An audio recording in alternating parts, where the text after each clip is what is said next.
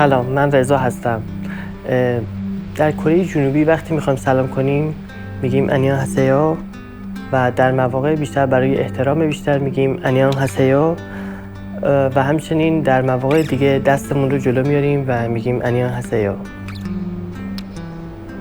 در افغانستان و در ایران میگیم سلام و در مالزی میگیم هلو یا های مثل انگلیسی. در کشورهای مختلف شیوه های مختلفی برای سلام و احوال پرسی یا گریتینگ وجود داره، ولی من فکر میکنم در مجموع همه ما شبیه به هم هستیم. سلام، من رضا هستم، اهل کشور افغانستان. پدر و مادرم سالها قبل از اینکه متولد بشم به دلیل ناامنی افغانستان رو ترک کردند و به ایران اومدند و من در حقیقت به عنوان یک پناهجو متولد شدم. پدر و مادرم به صورت غیر قانونی افغانستان رو ترک کرده بودند. پس من بدون اینکه اراده‌ای داشته باشم یا قدرت انتخابی داشته باشم شدم یک مهاجر خارجی غیر مجاز. این کلمات و برچسب‌ها بیانگر هویت من و میلیون‌ها کودک دیگر بودند، بدون اینکه ما نقشی در شکل‌گیریش داشته باشیم. هر یک از ما از لحظه تولد با برچسب هویتی یا بی‌هویتی خودمون معرفی می‌شدیم به جامعه و این برچسب همیشه همراهمون بوده. به هر حال باید در جامعه بزرگ می‌شدیم. مادرم برای اینکه من در مدرسه ایرانی درس بخونم خیلی تلاش کرد. اون زمان شرایط خیلی سخت بود. جامعه، مدرسه و حتی معلم‌ها ما رو در ذهنشون، یک فرد خارجی رو در ذهنشون نمیپذیرفتند و به ما به عنوان یک افغانی یا افغانستانی نگاه میکردند تا یک دانش آموز. رشته مورد علاقه من کامپیوتر بود و رویاهام رو با بیل گیتس و دنیای دیجیتال و صنعتگران تصور میکردم. توی همین رشته هم درس خوندم و کار پیدا کردم. از وقتی به سن قانونی رسیدم احساس پوچی کردم. احساس کردم که زندگیم یک نواخته و هیچ معنایی نداره. احساس کردم که در حرکت نیستم و هیچ حق و حقوقی ندارم. سالیانه هزار نفر به طور غیر قانونی با روش‌های عجیب و غریب وارد کشور میشن بدون هیچ هدف مشخصی. هیچ هدفی ندارن. اصلا نمیدونن حق و حقوق چی هست. بی هدف و معلق مانند ذرات گرد و غبار که با هر وزش بادی به این سمت و آن سمت پرتاب میشوند. این توصیف به نظر من شامل حال بیش از نیمی از مردم افغانستانه. از کشور خارج میشن و به کشورهای دیگه مهاجرت میکنند، اما هیچ تغییری در اونها شکل نمیگیره. وارد کشورهای پیشرفته میشن و لباسهای جدید میپوشن، اما همون مرده متحرک قبل هستن. یک روز تصمیم گرفتم به افغانستان سفر کنم و پیشینه خودم رو بشناسم. مثل قصه مایسی‌های کوچولو دوست داشتم برم و دریا رو پیدا بکنم. با وجود مخالفت‌های خانواده‌ام تصمیم گرفتم این سفر رو برم و رفتم و این سفر آغاز تحول زندگی من شد. جنگ، تاریکی، قتل عام انسان‌ها باعث شد که من دنیا رو جور دیگه‌ای ببینم و دیگه به بیل گیتس و دنیای دیجیتال و کامپیوتر نتونم فکر کنم. به خاطر شرایط ناامن و جنگ‌های قومی و نژادی در افغانستان مجبور شدم اونجا رو هم ترک کنم و به هند و بعد به مالزی برم.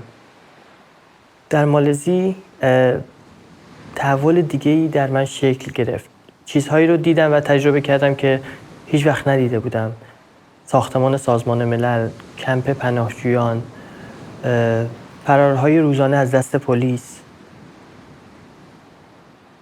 مالزی کنوانسیون سال 1951 رو در مورد پناهجویان امضا نکرده و این به این معناست که پناهجویان رو به رسمیت نشناخته و به عبارت دیگه پناهجویان به صورت غیر قانونی در مالزی زندگی می کنند و این به این معناست که پناهجویان از نظر قانون مجرم هستند و تحت تعقیب پلیس قرار دارند در صورتی که مرتکب جرمی نشدند.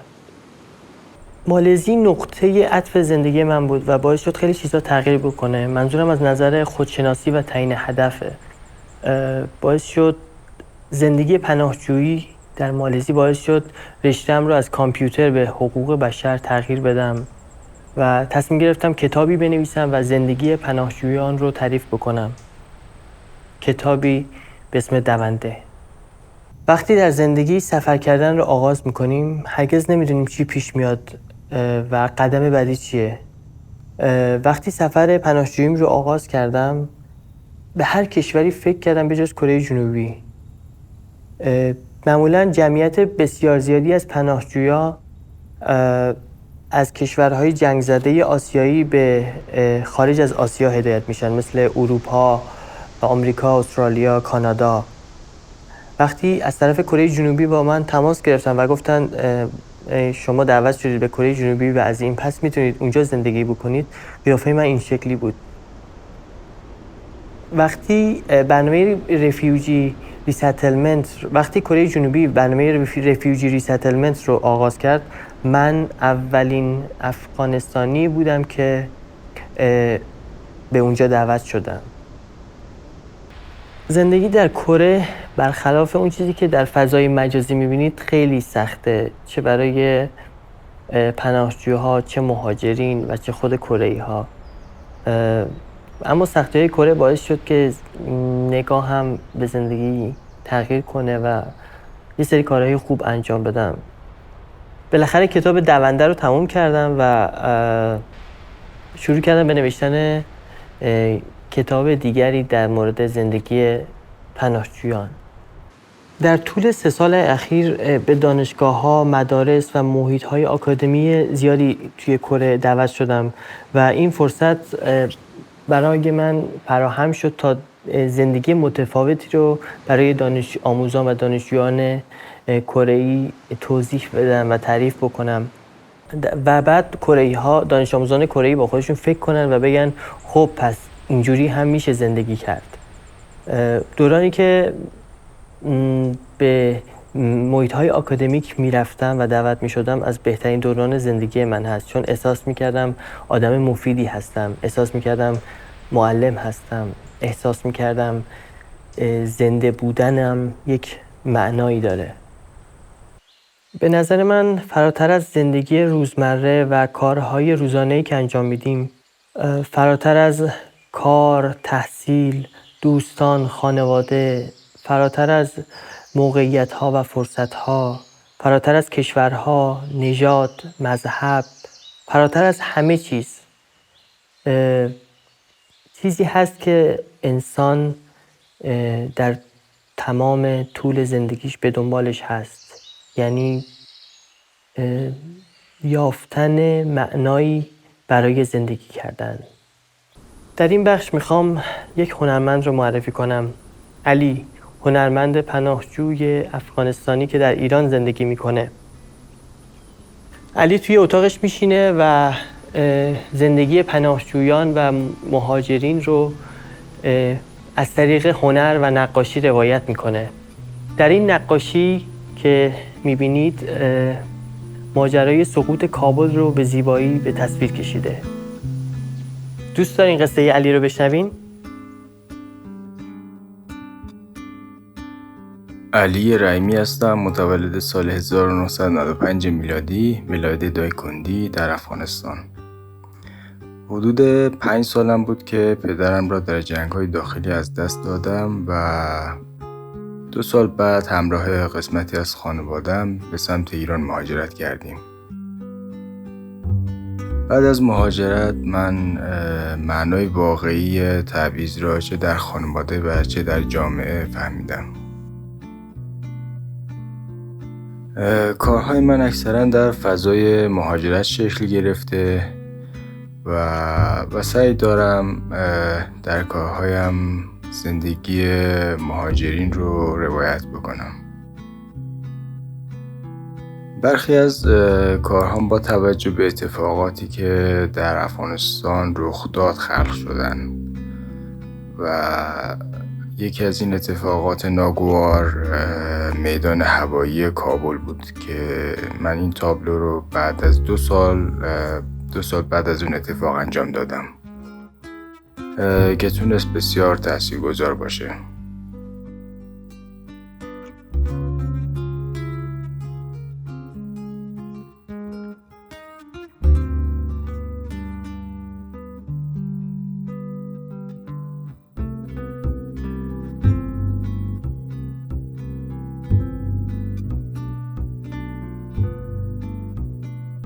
با اینکه من در ایران زندگی کردم، بیشتر عمرم رو در ایران زندگی کردم و از اتفاقات افغانستان آگاه بودم، اخبار رو دنبال می کردم که چه اتفاقاتی توی افغانستان افتاد. یکی از این اتفاقات انفجار مکتب دشت برچی بود که حدود 91 دانش آموز و معلم در این انفجار کشته شدند و بیش از 90% آنها دختر و هزاره بودند و من این اثر رو خلق کردم، پرچه های قرمز، که اشاره داره به نسل کشی هزاره ها.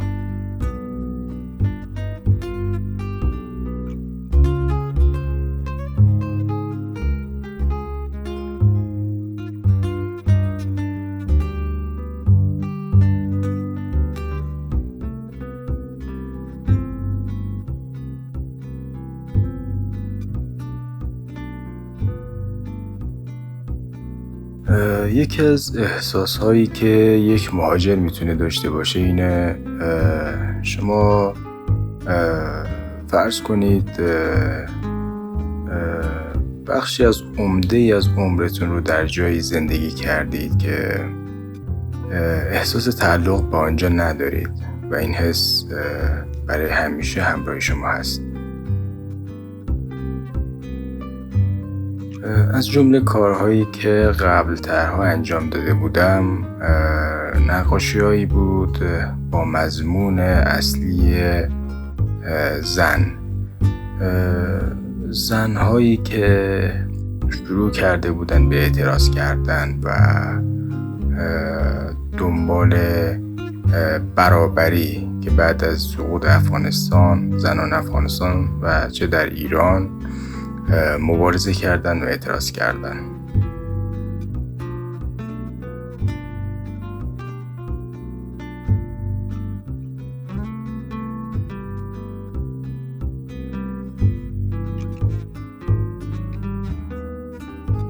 من روی مجموعه عکس‌هایی هم کار کردم که این عکس‌ها برگرفته از عکس‌های عمل زیبایی جراحیه که مقایسه شده با عکس‌های خبری که از زنان و دختران در داخل ایران و افغانستان به خاطر تفکرات مذهبی و تعصبی آسیب دیده بودن و صورت‌هاشون دچار تغییر شده بودن.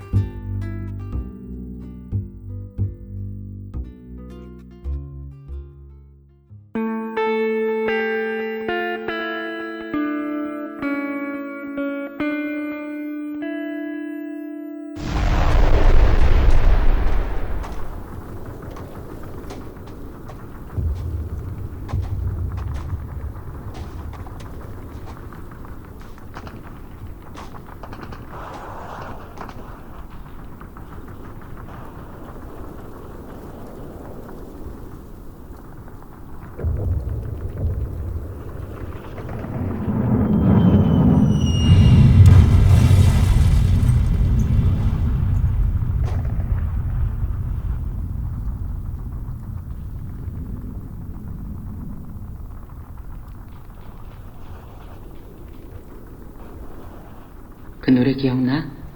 우리가 맨날 할머니한테 불러달라고 졸랐던 그 노래.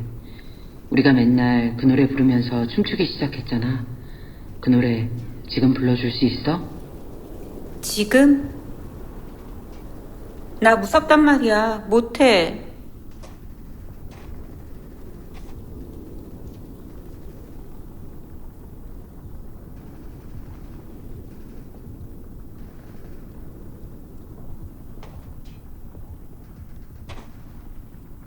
그때 그 노래 부르면서 정말 행복했는데 네가 그 노래를 불러줬으면 좋겠어.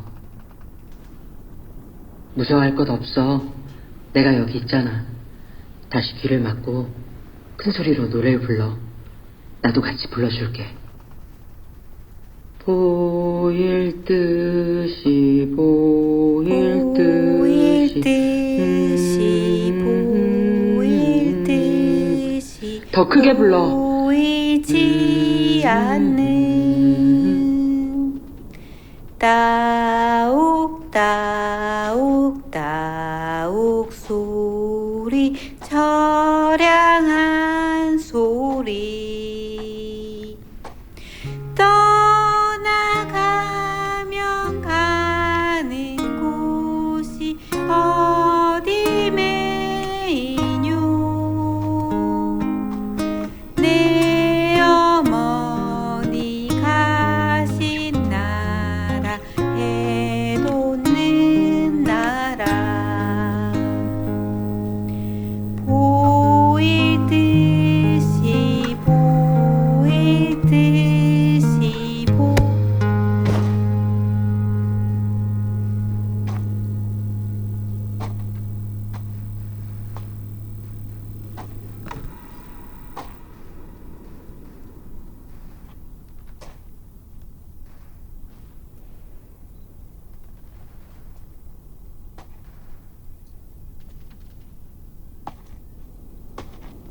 두려워하지 마.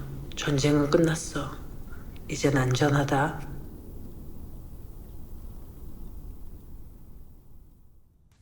متاسفانه قصه جنگ پایان تلخ و تراژدی داره.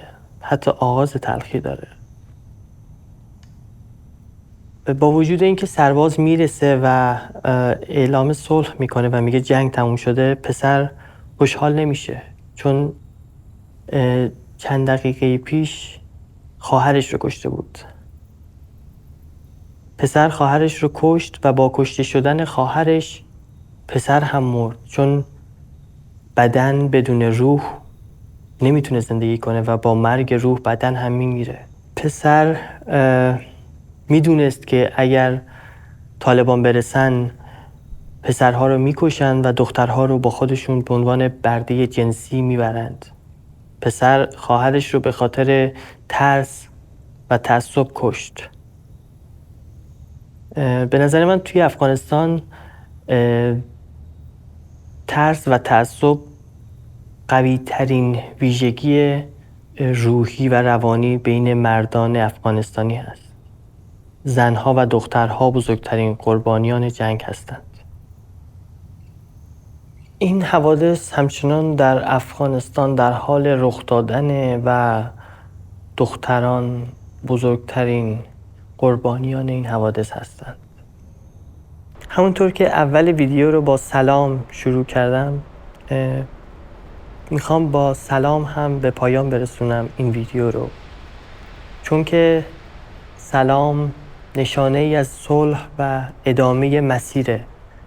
حتی اگه هیچ امیدی وجود نداشته باشه، باز هم همه ما باید این مسیر رو ادامه بدیم. پس سلام.